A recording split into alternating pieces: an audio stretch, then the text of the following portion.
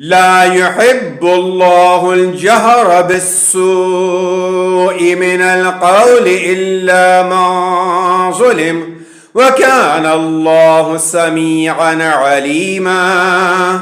إن تبدوا خيرا أو تخفوه أو تعفوا عن سوء فإن الله كان عفوا قديرا. إن الذين يكفرون بالله ورسله ويريدون أن يفرقوا بين الله ورسله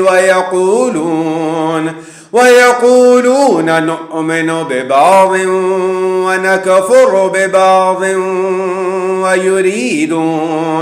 ويريدون أن يتخذوا بين ذلك سبيلا.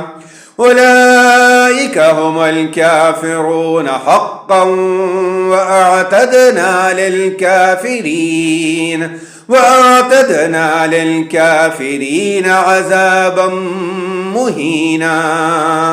والذين آمنوا بالله ورسله